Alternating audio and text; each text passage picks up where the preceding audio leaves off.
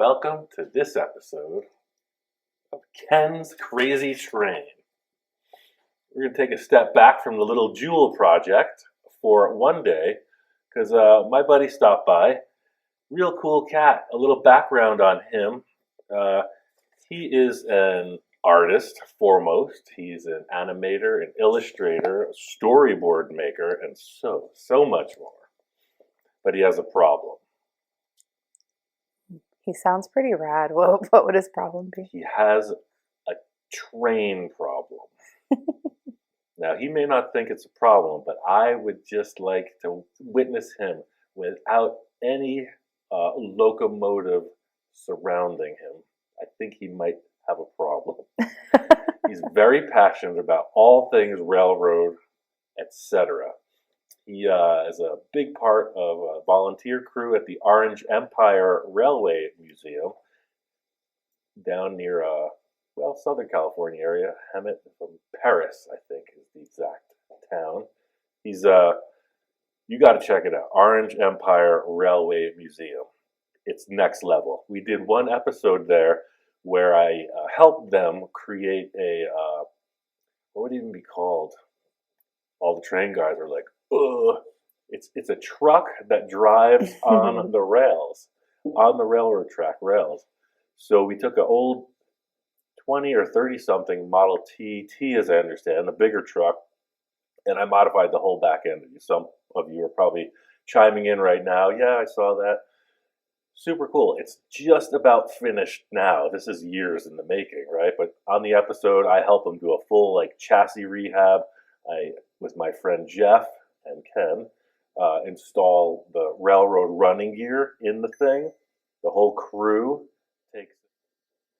Long story short, the whole volunteer crew at the Grizzly Flats building in the museum, whole complex, got down on this project. I think Jamie will insert a few still shots of it. But B-roll. You can follow them on Facebook. It's the C-107 project. I'll put a link on my Facebook too. You got to check it out. It's super cool. I think I can put the link too in the description.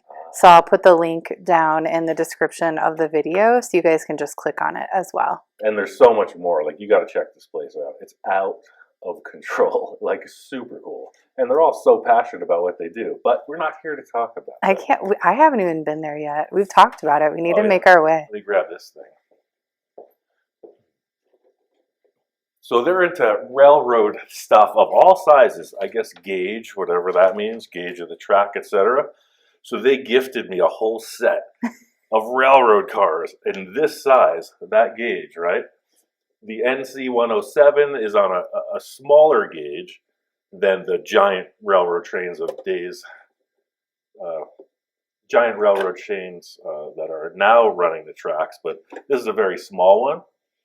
And just like the tale of the three bears, it was large, small, and one that was right in the middle. That's this one. Ken's Crazy Train. So this style, it doesn't look like a train now, right? It just looks like a piece of box or metal or something. But so these are of the size where a guy can sit on them, kind of like a mini bike or a go-kart. So through this hole is like a Briggs & Stratton go-kart engine, and it runs the running gear for the rail car. So it's like a mini bike. You pull start it, close the hatch, doesn't have a hatch. Guess why it's here? We're going to make some stuff on this metal body. But yeah, you ride around this train. That's dope. Like a go-kart. If we ever hit the lottery, ever get big money, you're putting a whole rail system on Rancho Roussel. That would be so awesome. Right? That'd be so much fun. I said yes to this project because we're just getting warmed up for our own crazy train experience sometime in the future. Look at this cool thing. See, the car's already got attitude. It's basically the engine design. I'm assuming this is the engine. It has a whole other part to it, but this is just the housing. It's got doors and window holes in it. I guess where the people would go, but I guess there's like an accessory part where the actual giant human sits on it. So Ken brought you this specifically to put on the YouTube? No, I told him it was going on YouTube. And That's he was like, oh, heck awesome. yeah. So when you look at this, you'll see that this style of the box, it has like a roll cap roof on it. It's got a couple stacks because obviously the engines would be in there. And that would be the exhaust. It's got some doors and window details. And like he's super into model making as well. So he's going to trip out on all the handles, all the details around the doors, different, lighting, all the accessories. Because you know those train guys, they're into this stuff. Heck yeah. But for me, I'm just a simple metal worker. He has tasked me with modifying this box to look more like the image. He's going to handle all the business. I love how the drawing has eyes. It's like looking over to the side. Train has eyes. So on that image, I guess one of the primary things he was noticing is it is lacking one window on this box from what he wants. It's lacking one door on each side. It's got a big frame here that is just void of any interior space. He said he wants to create a box in here, so he'll be sitting behind it, and this will have the switches, the controls, electric stuff for the lights or whatever. It will have a box in here, recessed, and then he doesn't need this. He named it Fill. Oh no, we have to fill that. We're going to put a piece in here, and then I'm going to create that extra roof that goes over the top with the artificial stacks. I think this will be a two-parter because it's kind of late in the day. We're tired. I've been painting all day, and Ian's been working on a top secret project right behind him. We're going to actually use some of the metal from that project to fix this thing. Ah, super cool. Yeah. So it's not going to be, this part of it is not going to be like super detailed as far as artistic prowess. But if you're into metalworking, I'll talk about a couple things and how to not warp the metal, how to deal with, this crust that's like an old thing already. You can see the welding that's gone on here. It's very basic. We're going to spot weld a bunch of stuff and just get it on. I like it. I'm going to first start by cutting these two areas out. He's already marked them. He did all the math. He did the math. Because that's like the railroading hobby is you're making, it's not like what I do, where I'm just like, I'm going to make like some kind of my own idea of a train. They like to model things. That's what the NC 107 project was. It was modeled after like a super old actual vehicle that existed, and who knows what happened. So it's kind of like, it's not a strict replica, but it's darn near close. So I think that's what we're doing here, making it darn near close. I am going to fire up the angle grinder with a disc. I'm going to cut 2 holes. And I'm going to put on my PPE. I usually use a big old grinding disc or cutting disc because I like the maximum performance. But for something this delicate, this is model making. So the way that he has all of these lines registered, he wants a crisp cut, just like we're seeing in the existing stuff. And it's important that when you're cutting, you don't go past because you're going to have to repair it. It's like a one-time thing. I'm going to put on a smaller used disc and then cut it. And what I'm going to do, again, we want the right dimension. This thing's going to skate around at first when you start to cut. And he's only got a pencil line as a reference, so it's a really tight tolerance for just, a handheld tool. So I'm just going to start. I'm going to hit the surface, and I'm going to slowly bring it towards the pencil line without going past it. I'm going to sink it, then I'm going to move forward and back.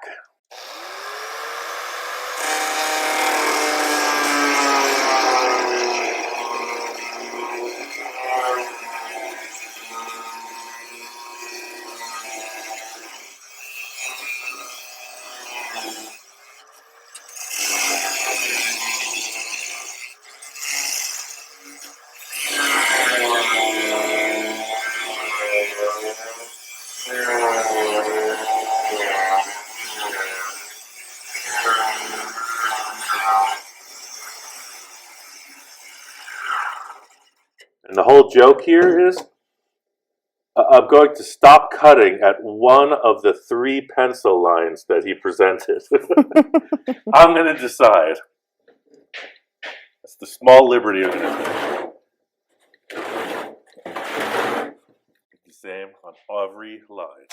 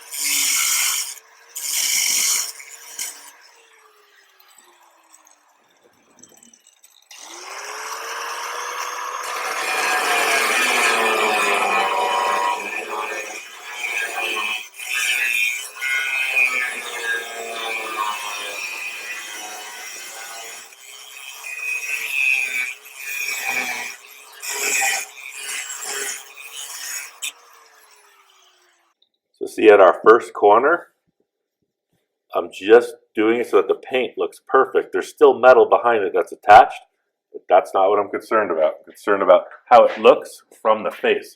If you had a cut going past, sort of like his pencil lines are doing, then it's going to look like, yeah, a botched cut. So just leaving it a little bit open.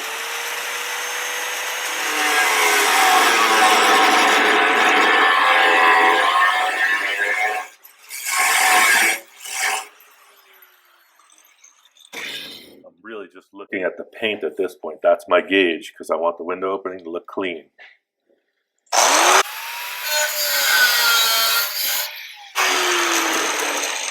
For this one.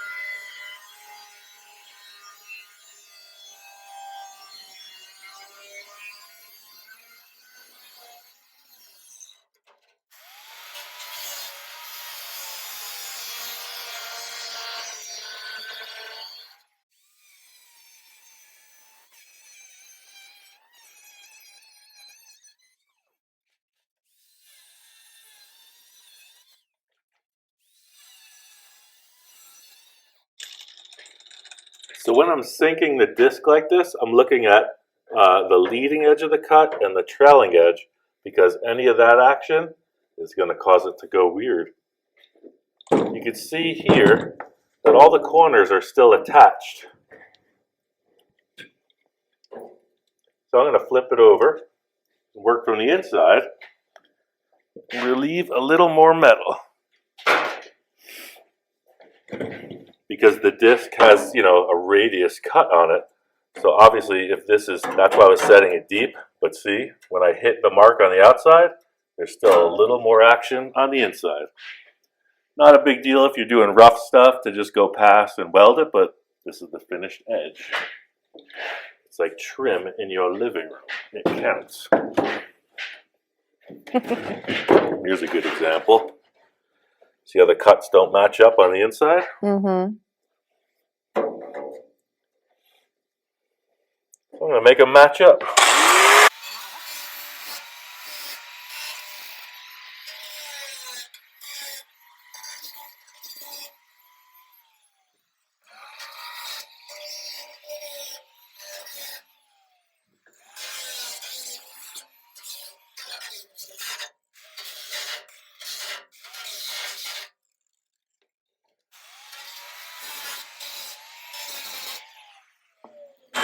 So what I'm about to achieve is, look at this, I just saw this. See, it found its way. And that's it. I've got to get too into making it like completely pop. So that's the first stage. All right. So I'm going to take this cool little Sandaroonie. They come in all shapes and sizes, but this little twist lock, right, it's super easy. You could actually get something like this and put it on your cordless drill. Works just as good. These are air tools. They were donated, and I use the heck out of them. It's going to clean up this area on the inside of those cuts.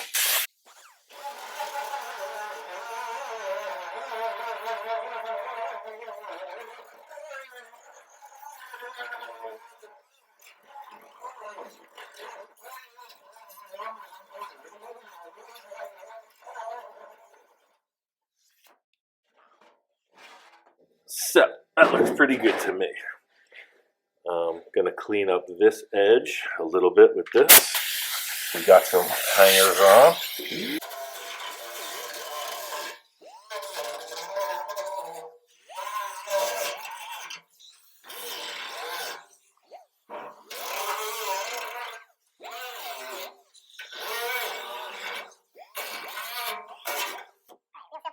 $100,000 RPM, like little tool. It's like, just like you hear at the dentist. It does. Yeah, this would sound more like the dentist.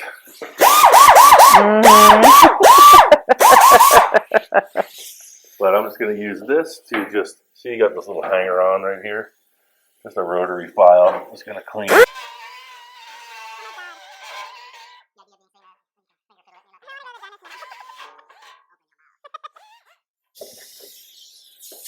Cool. That was pretty easy. Now we have window openings that resemble the drawing, but he was showing a closed door. That's right, ladies and gentlemen, a closed door, not an open door. How are we going to accomplish that? That's why I went in and sanded this. I feel like you're having a lot of fun making this toy.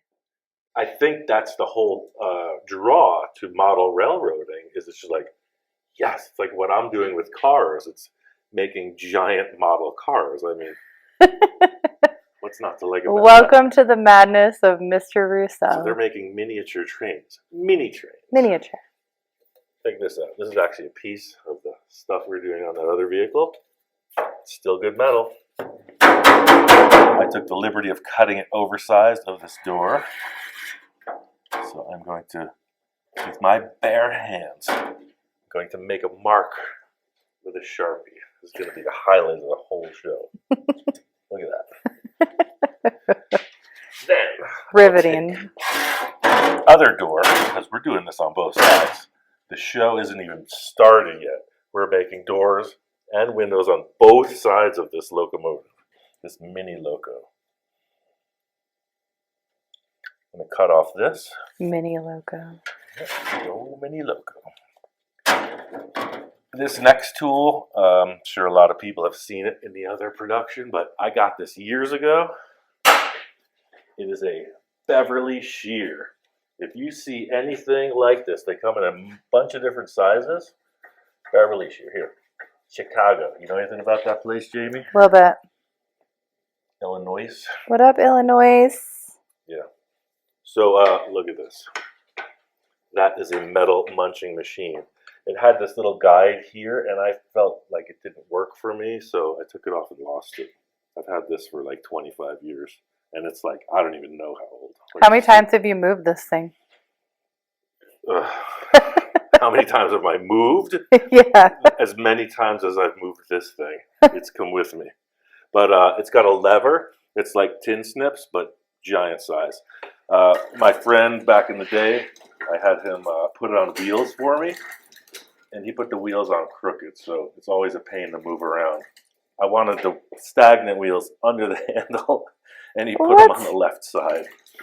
Don't ask me where we got the shopping cart to get these wheels, but he produced the product. I feel like I know who that is. So check this out. You just put it in, and whew, this thing is like a breeze. Clink.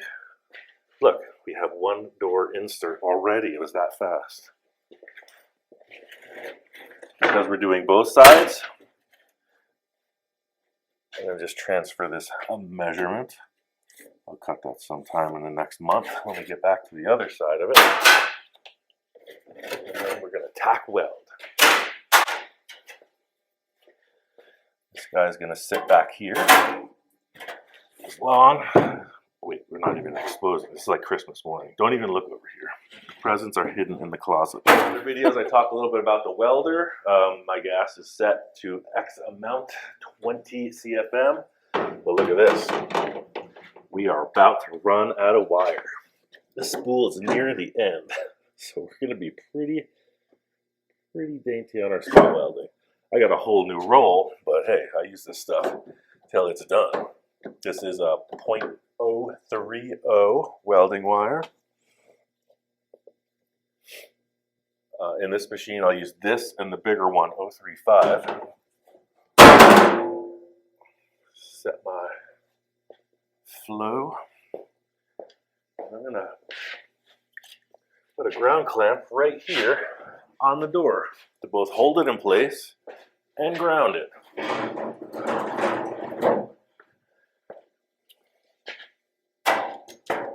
Like that. Perfect.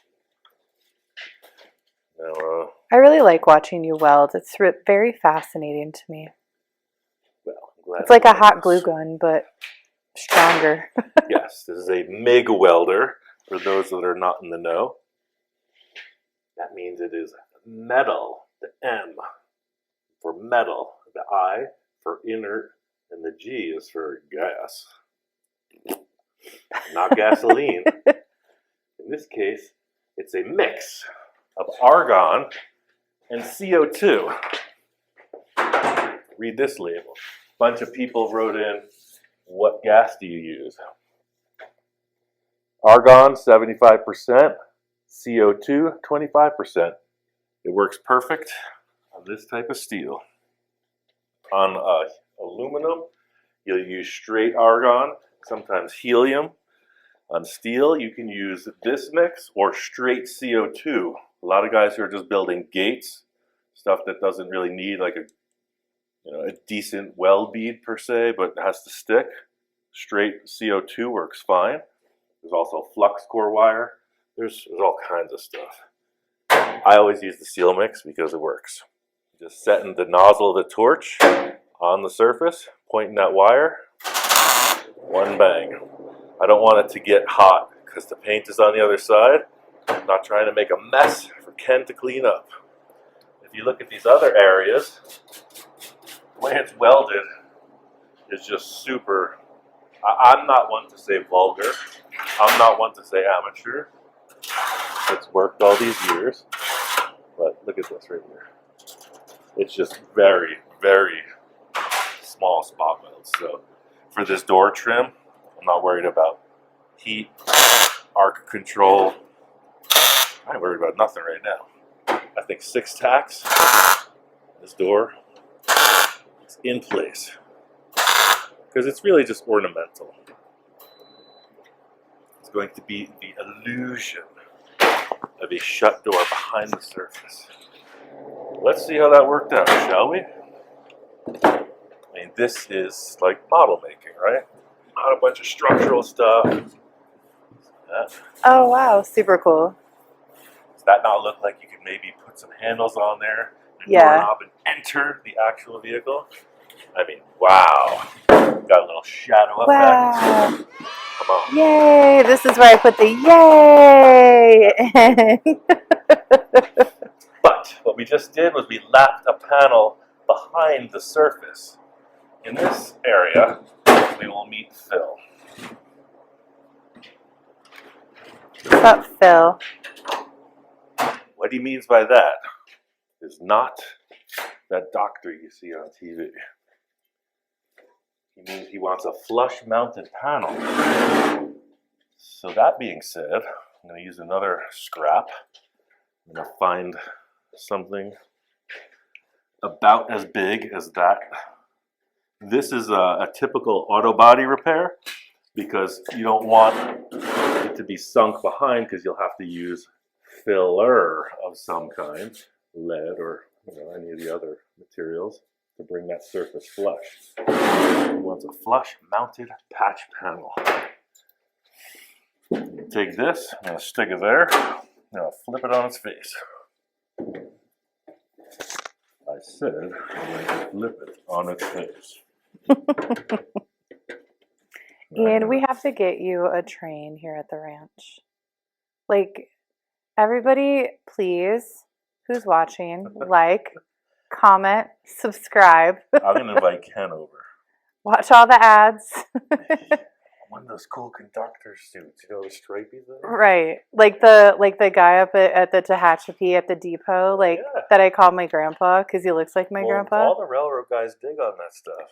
I'm going to take this marker and I'm going to put it inside. This is going to be the exact opposite of what we just cut. Because we were using that line as the outside perimeter.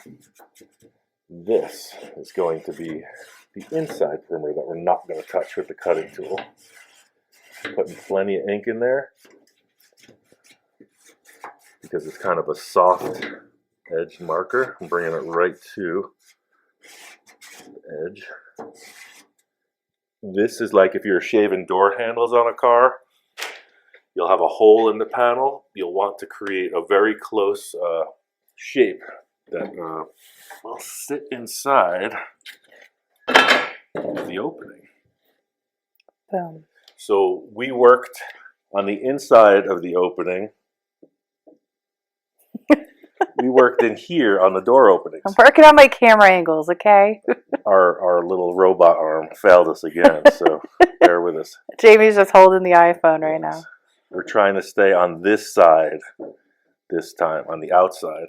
And I'm going to use the old Beverly shear for that. That Beverly shear thing is cool. I've seen it sitting here, but I've never actually seen you use it. I know. Beverly's nice, but I call her Sue. I'm going to set this up. It's like arts and crafts. This is straight up arts and crafts hour. But this is exactly what you'll be doing if you have like turn signals, like on the top of a Volkswagen Bug fender. A lot of people will shave the turn signals. There's a couple holes in there, and you'll do this exact thing. It'll be a rounder shape, but you're wanting to get your insert piece as close to the shape that's open in the fender. And you'll see here, I just cut it off square, but I'm sure it's going to need a little massaging. You just did some ninja teaching moment right there. Yeah.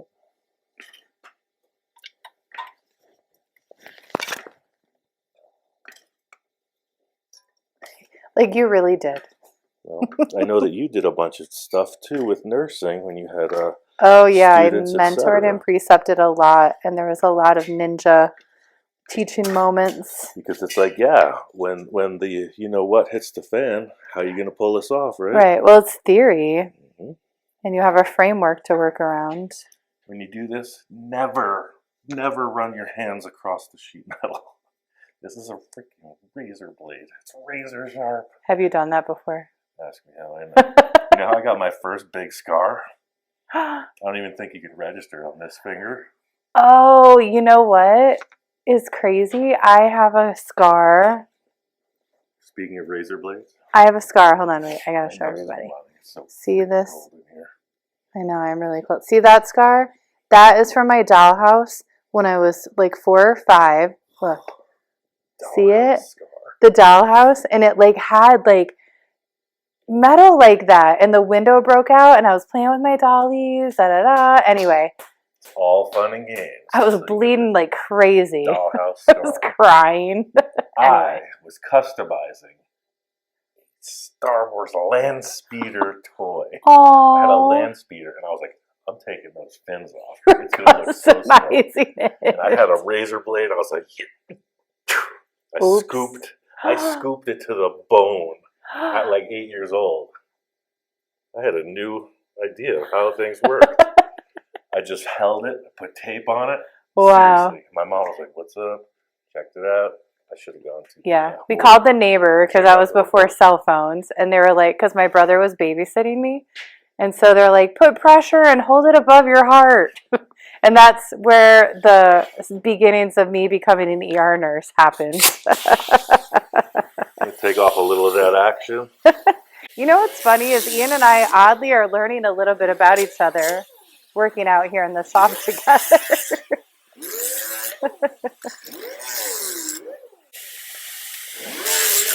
Just taking that razor edge off, see? Just like I did with the doorways. Put a little scuff so you can work on it. Now let's see, because these corners look a little bit rounder.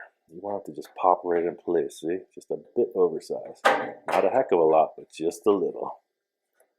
So I'm going to do one more. You know what I'm going to do? I'm just going to put this on the belt sander real quick. Just give it one little takedown. Because with MIG welding, you can have a small gap between the panels. Just going to put on this thing for a sec. My multi-tool. This thing is cool. Oh yeah, that thing is pretty dope. There's a bunch of different brand names that have the same design. This is the economy version. Some of them are expensive, but look, this sanding this big. All right.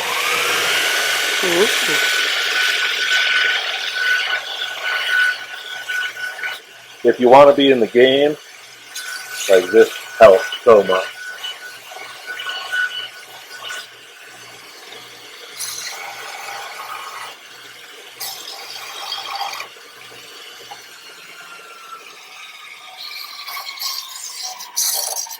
Just rounding these corners off a little bit as it slows down.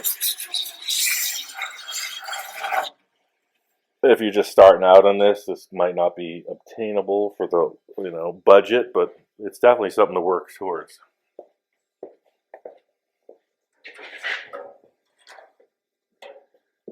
Looky there, that fits right in, like just about perfect. I'll take another. Got a couple clamps. Sketched that a little bit on the belt sander. Got a little tick in the bend, but I've recovered. Yeah, see that? Mm-hmm. Fits right in.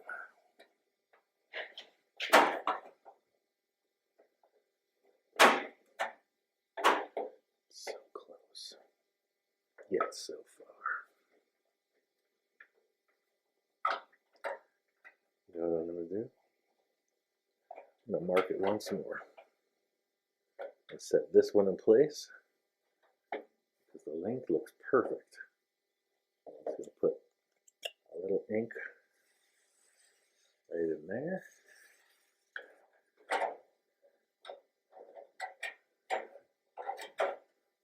Yeah, just a little bit. Ooh. Just a sliver.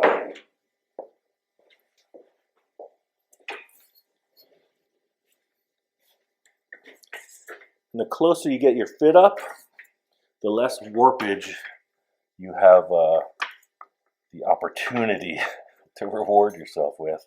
In other words, when you weld, the welds shrink, and that's where warpage starts. So the bigger the weld, the more percentage of a shrink. And with sheet metal, it's all about the ratio. Your weld bead is going to be a lot thicker than this with this size wire, than the thickness of this steel. So, yeah, see, it just fell in the hole right there. Exactly, now it's like a window. Cool, just hit this edge. Yep, now it falls right through, as it should. Sweet. I'm going to clean the paint off the surface of this, because we'll be welding on the top side.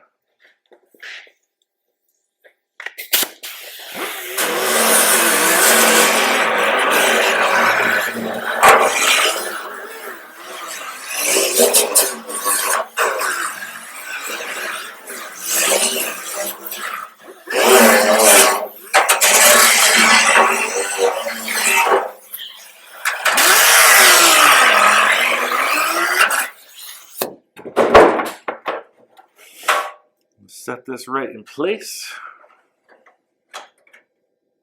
like so. Yeah, see, fits right through. And because it's kind of floating, I'm going to use these clamps with the flat foot, this area. You can reach around a corner like such. and start in the middle. See that? It's going to float it right there. I like to start from the center. I like to start from the center and work out towards the edges because it's like making a bed, right? You're going to get the wrinkles out of it. We never make our bed, so I don't know. Some of you don't know how to make it. I literally never make my bed. I'm going to hit it right in the center here. Get a ground on this pup. Weld like this. It will help if you cut the wire every time before you start. There's always a little burnt section. You can see how the color changes from the copper. Yeah, there it is. So just clip it back a little bit. It'll be a nice fresh start. Tap it in. And again, using the nozzle as a bridge.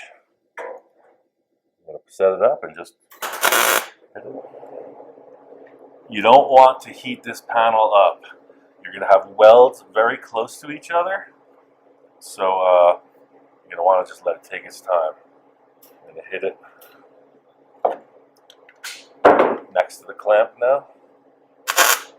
Just a quick little dot. A happy little dot.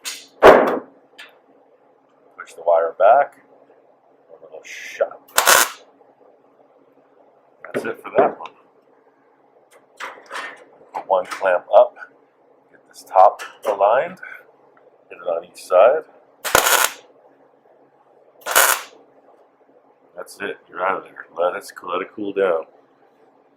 Any more than that?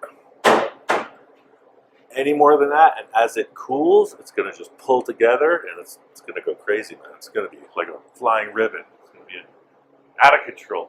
I'm going to pull this clamp back, hit it once more. Always welding next to the clamp because see, you have a flush surface. Use the nozzle as a bridge to hold it, right? And then quick spot. You're out of there. Work it like the way dots are arranged on dice. If you can put it to the angled side, it's going to spread it out. See, now it's flush. One little dot.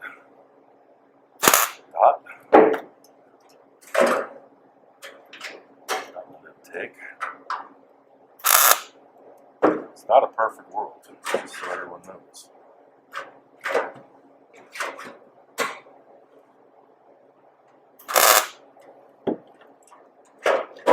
See how this one's out?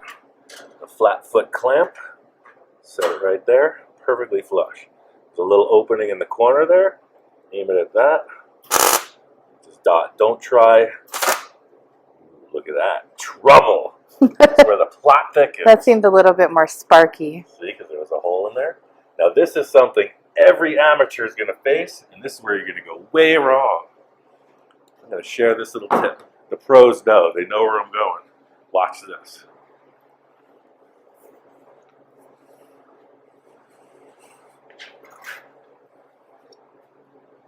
What's this? What kind of metal is it? I'm asking you. It's got a certain hue. It's not gold. I was gonna say gold. Diamonds. What is it? Brass. Oh, it's brass. You can use brass or I aluminum. knew that. You can use brass or aluminum as a backer. In other words, steel won't stick to this without in a weldment. So you can use this because you can weld right on this, and it works as a paddle. It'll just pull off. Check out. So because you made, there was the hole there, you need to fill that, so you're going to use the brass. The brass is going to support the liquid steel. Oh, got it. And then it will, the steel that's in the MIG welder will fill it in. Fill the hole. Oh, okay. Cool. It's like dropping mud in the hole. I'm going to weld right here to support this. I'm going to weld right here just to keep it in place. See, that one worked. Also going to hit this just to keep it all in place. And if you tried to weld that, like I could just fill it with a weld, But if you're learning, take a piece of brass, stick your big monster claw through one of these windows. Of your toy.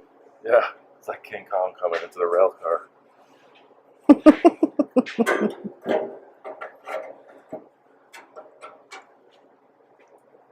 I don't know if you see. Can you see light? Mm-hmm. Put your brass right up against that. Put your brass right on the wall. Then hit it. Look at that. Did that close it? I ask you. Looks like it. Look, the brass just came out. It's a little warm. It's a little sooty. That's where the weld hit it. Did not stick. I rest my case, Your Honor. I'm going to let this cool off. We're at 40-something minutes. I mean, the plot's just beginning. We got a roof, we got some stacks, we got another door. What we learned here today, class, is you can flush mount a piece of steel as if you're shaving your door handles or the like, shaving the antenna in your car, or you can make a faux door. I mean, what's not to like about metalwork? Hey, we're having a party up in here. Good job, love. That was really cool. That was super interesting. I actually really learned some stuff. See, that's why I blew a hole in the project, because a pro would just go right through it, but hey, we're here to learn about the element.